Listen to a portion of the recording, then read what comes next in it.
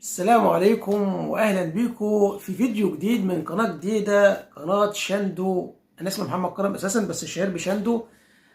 بكلمكم في القناه دي عن اخبار اعظم نادي في الكون واحلى نادي في الكون، النادي الاهلي المصري. بس الاول طبعا نصلي على سيدنا محمد عليه الصلاه والسلام، ونشترك في القناه وتفعل زر الجرس عشان يوصلك كل جديد بنزله.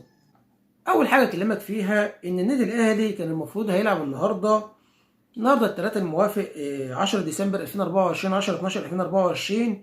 كان هيلاعب فريق انبي في الجوله الاولى من كاس الرابطه المصريه، بس المباراه تاجلت لان النادي الاهلي هيشارك في بطوله الانتر كونتيننتال. طلع بقى الزملكاوي المذيع خالد الغندور وقال لك ايه بقى ايه، قال لك ازاي النادي الاهلي هيتاجل له مباراه قدام انبي عشان هيلعب في الانتر كونتيننتال، وفريق بوتافوجو البرازيلي لعب يوم الأحد 8/12/2024 وهيلعب بكره الاربع قدام باتشوكو المكسيكي في الانتر كونتيننتال، وهيسافر كمان مدة 14 ساعة قال كده يعني عشان يوصل لقطر يعني.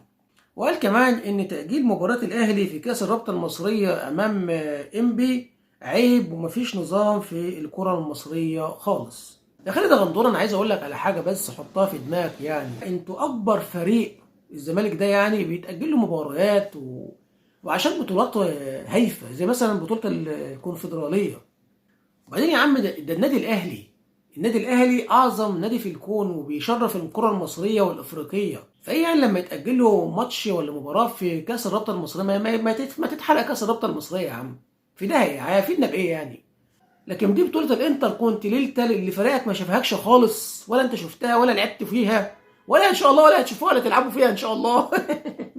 وبرضه انت في كلامك كنت بتقول يعني ايه اللي الاهلي بيتقرع له ومش عارف ان انت فاهم ان لك النسوان ده. يا عم ده انتوا اكبر فرقه واكبر نادي بيتعاملكوا احتواء والناس واقفه معاكم. يا عم مش ناقصين عته. بعدين عايز اقول لك على حاجه، مباراه الاهلي وانبي يوم 10 والاهلي المفروض يسافر يوم 10، دي لائحه الانتر كونتيننتال، بطوله الانتر كونتيننتال، وانت لازم تنفذ الالتزامات اللي اصر عليها واقر عليها الفيفا. والنادي الاهلي ارسل خطاب لرابطه الانديه المحترفه وقال لهم ان يعني دي احنا نسافر يوم 10 والمباراه يوم 10 ودي التزامات الفيفا وكده يعني. فرابطه الانديه المحترفه وافقت على تاجيل مباراه الاهلي، وبرضه انبي وافق على تاجيل المباراه. والمباراه يعني عادي لما ناجل المباراه عادي عشان الاهلي هيلعب في الانتر كونتيننتال. وبكره فكرك يا خالد يا غندور لما انتوا مثلا يعني افرض مثلا انتوا مثلا صعدتوا انتوا المصري الادوار بعد كده في الكونفدراليه، ما انتوا هتاجلوا مباريات، هتتاجل لو حصلت لك ظروف، ومثلا لو مثلا بتلعب في نهائي ولا بتلعب فاهم انت مباراه مهمه في الكونفدراليه، وعندك مثلا ماتش مهم لازم تلعبه في الدوري ولا في الرابطه ولا في اي في كاس مصر ولا اي حاجه، هتقول لا لازم يتاجل لي مباراه عشان البطوله بتاعت الانتر كونفدراليه. هيتاجل لك والله يا عم الحاج، هيتاجل لك، مش هيتاجل لك، هيتاجل لك. وبعدين يا عم خالد الاهلي هيواجه يا باتشوكا المكسيكي يا اما بوتافوجو البرازيلي، ولو كسب هيواجه ريال مدريد. انت عملتها، انتوا عملتوها، الزمالك عملها. الزمالك اخره يواجه ابو سليم الليبي وبلاك بولز مش عارف مين الجنوب افريقي باين ولا مش عارف مين، وانتوا لسه متعادلين الماتش اللي فات 2-2 مع نيمبا. وكان هيفشخوا 5-2. فخليكم في نفسكم، ما تتكلمش مالكش دعوه بالنادي الاهلي، زي ما بقول لك كده خليك انت في بطوله الانتر كونفدراليه. نتكلم بقى عن مباراة الأهلي القادمة.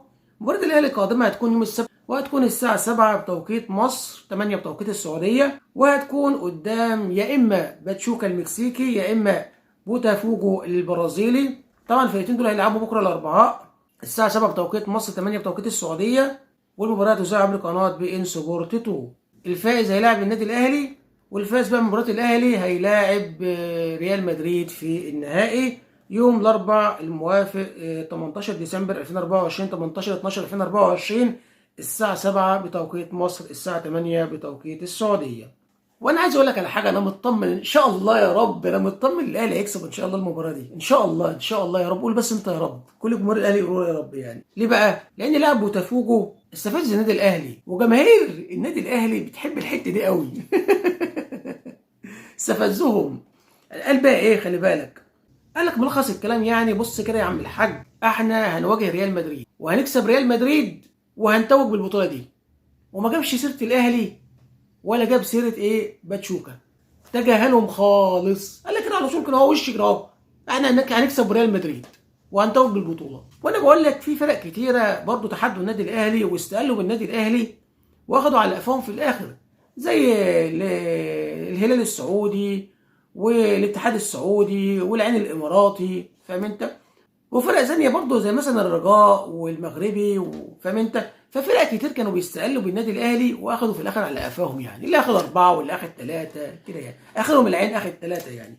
وبعدين يا عم الحاج، ان شاء الله ان شاء الله في المباراه ديت، ان شاء الله ان شاء الله، سواء قابلنا باتشوكا او قابلنا بوتافوجو، بص هتلاقي لعيبه النادي الاهلي ايه، بص حسين الشحات بقى وامام عاشور وطاهر محمد طاهر بقى واسامه ابو علي، اللي بقى ايه كريستيانو رونالدو وميسي بقى وفينيسيوس جونيور بقى، وهتلاقي بقى ايه لعيبه بقى وعندك رافينيا بتاع برشلونه، هتلاقي بقى ايه، هتلاقي لامين يامال بتاع برشلونه، هتلاقي بقى لعيبه بقى، فاهم انت؟ تلاقي ليفاندوفسكي بتاع برشلونه، هتلاقي لعيبه بقى نازله تاكل الزلط. وان شاء الله نغلبكم، وان شاء الله نغلبكم بنتيجه تقيله ان شاء الله يعني. انا كلمتك دلوقتي على ثلاث حاجات، المباراه الاهلي اللي اتاجلت وامام انبي وخالد الغندور وكلامه اللهبل ده، ومباراه الاهلي القادمه. هكلمك دلوقتي على كلام اللاعب برضه الزملكاوي حسام ميدو. حسام ميدو بيقول لك انا مش هشجع النادي الاهلي في البطوله ديت وفي اي بطوله تانية وكده يعني. ومين قال لك اللي احنا عايزينك اللي انت تشجعنا يعني؟ ده انتوا اساسا فرقه فقر اساسا. انتوا لما بتشجعونا، انتوا لما بتشجعوا اي فريق، الفريق ده بيتغلب، يا ريت تشجعوا يا باتشوكا يا الفرق التانية البرازيليه دي. شجعوه، انا عايزكم تشجعوهم عشان يتغلبوا. انتوا فقر اساسا. مين قال لك اللي احنا عايزينك تشجعنا؟ خلاص يعني الاهلي هيعيط ولا احنا هنعيط لو انت ما شجعتناش؟ شجعوا الفرق التانية عشان يتغلبوا، شجعوا الفرق التانية، انتوا فرق نحس. اكلمك بقى على موضوع كريستيانو رونالدو، ويعني اللي هو هيجي النادي الاهلي في كاس العالم للانديه. بص، هو في يعني تقارير اسبانيه بتقول لك ان كريستيانو رونالدو طبعا هيشارك في بنسبه كبيره جدا، بنسبه 100% في كاس العالم للانديه، بس يعني مش بنسبه كبيره للنادي الاهلي يعني. هم قالوا يعني بنسبه كبيره مع الهلال السعودي. لان عايز اقول لك على حاجه، يعني هم بيقولوا ان تركي الشيخ يعني هيتدخل ويجيب كريستيانو رونالدو في النادي الاهلي. بس انا عايز اقول لك على حاجه، تركي الشيخ هيبص لبلده او لفرقته. هو بيشجع الهلال السعودي اساسا، نمبر واحد اللي هو ايه، بيشجع الهلال السعودي وبعد كده النادي الاهلي. فهو يوم مثلا يعني يخلي كريستيانو رونالدو يلعب، هيلعب في الهلال السعودي مش مع النادي الاهلي. ده اولا. ثانيا برضو ان الهلال السعودي في المجموعه بتاعته ريال مدريد، فبرضو لما الهلال السعودي يواجه ريال مدريد فيبقى ايه، كريستيانو رونالدو بيواجه فرقته السابقه، فيبقى يعني ايه، يعني انا شايفه اللي هو احسن يعني. وممكن تلاقي يعني كريستيانو رونالدو بيلعب مع النادي الاهلي، يعني انا اتمنى هذا يعني، انا اتمنى هذا يعني. ندخل بقى على صفقات النادي الاهلي. بصوا يا جماعه، احنا يعني داخلين على بطولات تقيله، دوري ابطال افريقيا، وداخلين على كاس العالم للانديه، طبعا الدوري المصري. فانت لازم تعمل صفقات، يعني اداره النادي الاهلي لازم صفقات وصفقات تقيله، لان انت ما عندكش يعني، انت مثلا عندك الباكات بتوعك مش حلوين. لو هم حلوين يعني دفاعيا ماشي، لكن هجوميا مش حلوين. انت عندك مثلا، انت عندك جوهره وسام ابو علي، وسام ابو علي احنا يا جماعه مش مستغلينه خالص. انت المفروض مثلا، يعني انا شايف مثلا يعني احسن واحد دخل من الباكات هو علي معلول. علي معلول من يوم الاصابه بتاعته واحنا مفتقدين يعني علي معلول ده، يعني نعمه بقى يا جماعه، يتعمل له تمثال في النادي الاهلي. ده اسطوره من اساطير النادي الاهلي. يحيى عطية الله مش بيأدي زي ما علي معلول بيأدي. انا في نظري يحيى عطية الله صفر على الشمال جنب علي معلول. علي معلول حاجه تانية. عندك خالد عبد الفتاح مش حلو. عندك محمد هاني، انا بقول لك محمد هاني احسن من خالد عبد الفتاح برضو. يعني عندك عمر كمال برضو، يعني برضو مش بيأدي الهجوم بتاعه. احنا عايزين يعني مثلا ايه، رفعات لوسام ابو علي، نستغل وسام ابو علي يا جماعه. يعني مش شايف الباكات حلوين في الهجوم. وبعدين حتى لما بيتضغط على عمر كمال، يعني مثلا الماتش اللي فات لعمر كمال، عمر كمال جه في الاخر خالص هرتل لما يعلم بالله ربنا. انا ايه يا عم، في ايه يا عم؟ 4 غلطات ورا بعض كانوا ممكن يدخلوا فينا اجوان. الماتش اللي فات بتاع دوري ابطال افريقيا كان قدام اورلاندو. برضه عايز اقول لك على حاجه، انا مش مقتنع بياسر ابراهيم ورامي ربيعه جنب بعض. محمد عبد المنعم مع رامي ربيعه، محمد يعني الاثنين كويسين. محمد عبد المنعم مع ياسر ابراهيم اثنين كويسين. تشيل محمد عبد المنعم تحط الاثنين مع بعض، رامي ربيعه وياسر ابراهيم اثنين في الضياع. فانت عندك باكين وعندك دفاعين، في الاربعه دول هيلعبوا في كاس العالم للانديه وسط الفرق الثقيله اللي احنا هنقابلها. خلي بالك انتر ميامي ما هوش سهل، انتر ميامي صعب جدا، في فرق، في لعيبه تقيله. عندك مثلا بورتو ما هوش فرق سهل، عندك برضه بالميراس البرازيلي ما هوش سهل، برضه فرقه صعبه. فانت هتواجه اللي يقعد يقول لك مجموعه الاهلي سهله والحاجات دي كلها، لا، احنا مجموعتنا صعبه يا جماعه، ما هيش سهله. فانت لازم تزود صفقات بالذات الباكين وبالذات الدفاع، عشان هتواجه فرق تقيله ولعيبه تقيله. فاحنا عايزين، احنا نفسنا ان احنا ناخد البطوله. انا بقول لك اللي هي موضوع صعب، اللي انت طبعا هتقابل يعني فرق تقيله، ريال مدريد، موضوع صعب مش سهل. انا معاك، انا مع مانشستر سيتي والعالم دي كلها. بس ليه ما يبقاش عندنا الامل؟ احنا فرقه تقيله ونقدر، ليه ما نعملش؟ ليه حتى يا عم نصعد، يعني نلعب دور المجموعات، نكسب الثلاث مطوشه فيها ايه؟ احنا لو كسبنا الثلاث مطوشه وصعدنا يبقى عندنا امل كبير ونسبه كبيره اللي احنا ننافس على البطوله. فاحنا عايزين صفقات. انت عندك مثلا برضه، انا عايز اقول لك على حاجه برضه، احنا عايزين برضه حد مع وسام ابو علي. يعني وسام ابو علي ما ينفعش. انت شايف كهربا ماتش حلو، وكهربا ماتشة مش حلوه. انت لو وسام ابو علي كان بيلعب الماتش اللي احنا كسبناه 4-2 في دوري ابطال افريقيا امام استاد ابيجان، لو كان وسام ابو علي كان بيلعب كان جاب له 6 جوان ولا حاجه. كهربا ضيع فرص ما تضيعش. فانت لازم صفقات بقيت رايي يعني، لان انت داخل على مرحله يعني. بعدين عايز اقول لك على حاجه، بس عايز اقول لك احنا مثلا، يعني هو مثلا، يعني هو الدوري السعودي احسن مننا؟ يعني مثلا الهلال احسن من الهلال السعودي، ولا الاتحاد، ولا الاهلي السعودي، ولا النصر السعودي؟ ما هو جايبين لعيبه تقيله، ماشي يا عم، فلوس ومش عارف الحاجات دي كلها. طب احنا برضو بنجيب لعيبه برضو تقيله، فيها ايه يعني؟ وانا مثلا، هو الدوري انت فاكر الدوري السعودي صعب يعني ولا حاجه؟ الدوري السعودي ما فيهوش الا 4 فرق يعني يا جماعه. فليه ما نجيبش فرق تقيله، لعيبه تقيله، لعيبه نصرف ومش عارف ايه، عشان احنا بص، احنا دلوقتي بنلعب في دوري في كاس العالم للانديه انتر كونتيننتال، بنواجه لعيبه تقيله. احنا ايه، فرقتنا تواجه ريال مدريد وتكسب ريال مدريد، وتكسب مانشستر سيتي لو واجهناها، تكسب الفرق التقيله دي. فيعني فاحنا عايزين صفقات وعايزين لعيبه تقيله، عشان احنا بنواجه لعيبه تقيله. شباب بقى من الزمالك بقى والفرق المصريه ديت، لا احنا عملنا كبير. هكلمك برضو على احمد سيد زيزو ومستواه الهابط. بصوا يا جماعه، انا مش عارف ليه نادي الزمالك عايز يجدد لاحمد سيد زيزو ب 100 مليون جنيه، وبسمع كمان يعني عايز ياخد ال 100 مليون جنيه دول، يعني ملوش دعوه بالضرايب والحاجات دي كلها. ولا يعني هو مثلا بيطلع دخان ولا نار من بقه؟ احمد سيد زيزو لعيب عادي يعني يا جماعه. انا شايف اللي طاهر محمد طاهر احسن منه، شايف اللي حسين الشحات احسن منه، عادي، لعيب عادي، مش اللي انت تدفع فيه 100 مليون جنيه ليه يعني. وبعدين انا اساسا انا بتابع التيك توك وكل حاجه، وانا شايف اللي فيه يعني كانت ناس متمسكه باحمد سيد زيزو واحسن من حسين الشحات، الحاجات دي كلها، وناس تقيله على التيك توك وكل حاجه بداوا يشتموا في احمد سيد زيزو، بالذات المستوى اللي بيقدمه اخر المباراه دي اللي هم اتعادلوا فيها 2-2 في الكونفدراليه. احمد سيد زيزو ما جاش خالص، في الضياع خالص، في الضياع خالص. انا شايف ان عبد الله السعيد اول ما جه الزمالك احسن من زيزو بكتير.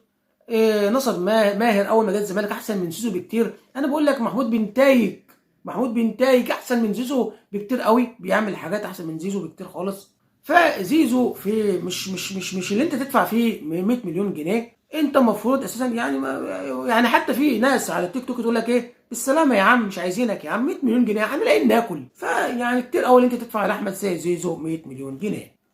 وبعدين عايز برضه اقول لك على حاجه، ليه انا مش شايف ليه مثلا ايه يعني القنوات المصريه او الاعلام المصري ما بيتكلموش على زيزو، يعني لو مستواه وحش ويهاجموا زيزو والحاجات دي كلها. مش معنى بيتهاجموا مثلا حسين الشحات ولا طاهر محمد طاهر ولا امام عاشور، مش ما يعني نفسي اعرف ليه يعني. اتكلموا يقولوا يا عم، ليه يا عم 100 مليون جنيه يا عم زيزو يا عم؟ ليه بتقدم ايه في الملعب يا عم الحاج؟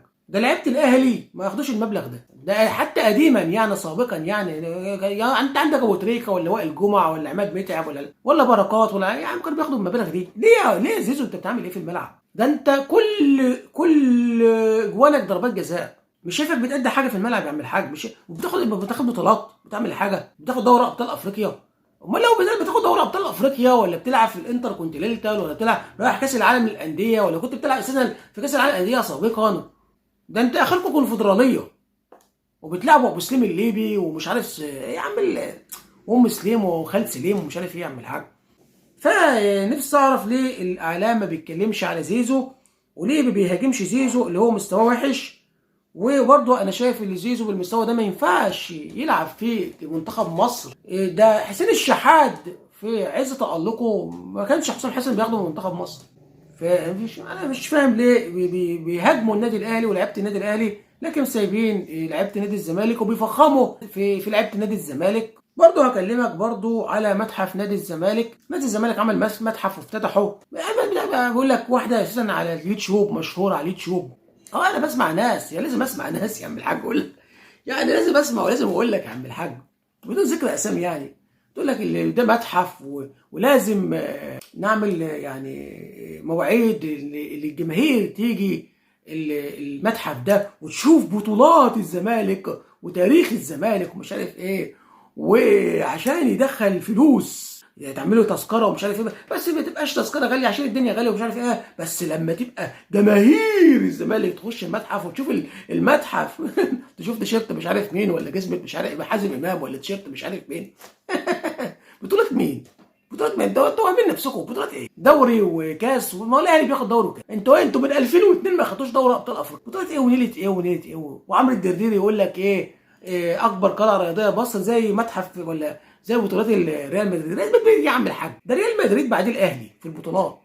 انتوا فين يا ابني؟ انتوا في الصفر انت فين يا ابني؟ انت فين يا ابني؟ وعمرو الدرديري اللي بيتريق على النادي الاهلي وعمرو الدرديري ده من كوكب تاني من المريخ ده. امال النادي الاهلي يعمل ايه يا جماعه؟ النادي الاهلي اللي ما فيش مكان يحط فيه بطولات.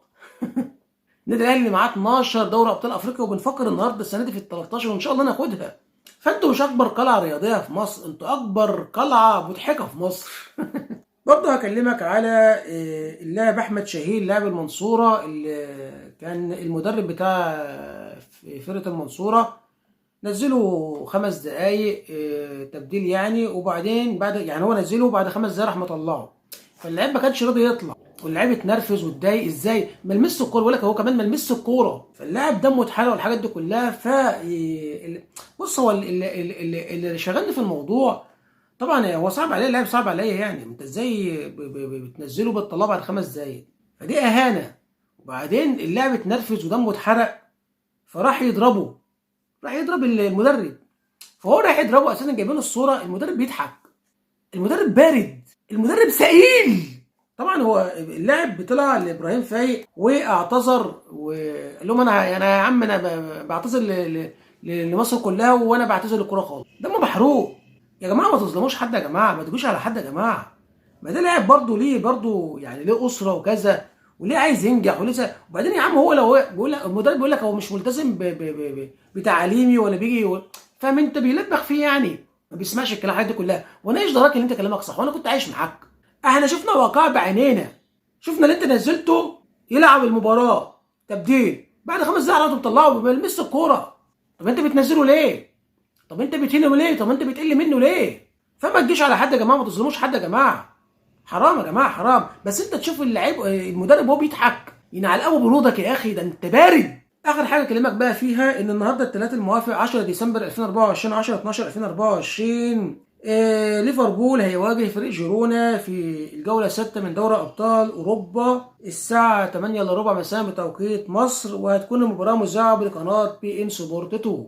طبعا احنا بنشجع ليفربول عشان طبعا ابننا محمد صلاح وريال مدريد هيلاعب فريق اتلانتا في الجوله 6 برضه من دوري ابطال اوروبا الساعه 10 مساء بتوقيت مصر والمباراه هتذاع بقناه بي ان سبورت الاولى. طبعا انا بشجع ريال مدريد وبحب ريال مدريد وان شاء الله ريال مدريد يكسب. طبعا ريال مدريد في المركز السلاولة تحت خالص في يعني السنه دي ريال مدريد مش حلو خالص انشيلوتي السنه دي بيهرتل وطبعا هم معتمدين على كيليان امبابي اللي جاب جون المره اللي فاتت، يعني اخيرا جاب جون يعني. ما علينا يعني. فان شاء الله ريال مدريد يكسب وليفربول يكسب. وده كان يعني اخبار النهارده يعني، حبيت اقولها لك يعني. واخر حاجه يعني يا رب يا رب ادعوا كده من قلبكم يا جماعه اللي الاهلي يكسب. نفسي الاهلي يكسب بطوله الانتر كونتيننتال، يا رب قول يا جماعه يا رب يعني، ونتوج بالبطوله ان شاء الله عشان نغيظ نغيظ الزملكاويه وما حدش يزعل مني من جمهور الزمالك. بس ايه، دي النادي الاهلي وده فرقتي، واحنا بنحب النادي الاهلي ونحب، احنا بنبص لقدام، بنلعب فرق تقيله. ريال مدريد هتلعب في كاس العالم للانديه، فاحنا بنبص يعني حاجات انت ما وصلتهاش، حاجات اللي انت ما شفتهاش، حاجات انت ما نفسك تعملها، ولو انت عملتها ممكن تتهبل. لكن ما احنا الحمد لله بنعملها كتير. احنا مش اول مره نشارك في، يعني اعتبر الانتر كونتيننتال دي يعني بسماها الجديد كانت كاس العالم للانديه. بعد كده بقى كاس العالم للانديه بقى بالنظام الجديد. فاحنا متعودين على الحاجات ديت. احنا واخدين 3 برونزيه. ان شاء الله الاهلي يتوج بالبطوله، ان شاء الله الاهلي يكسب المباراه يوم 14، وان شاء الله الاهلي يكسب ريال مدريد ونتوج بالبطوله. ده كله في الموضوع. كان معكم محمد شبرون الاهلاوي. ولو انت بقى عجبك المحتوى بتاعي ادعمني بلايك واشترك في القناه وفعل زر الجرس عشان يوصلك كل اللي بنزله. والسلام عليكم ورحمه الله وبركاته. السلام.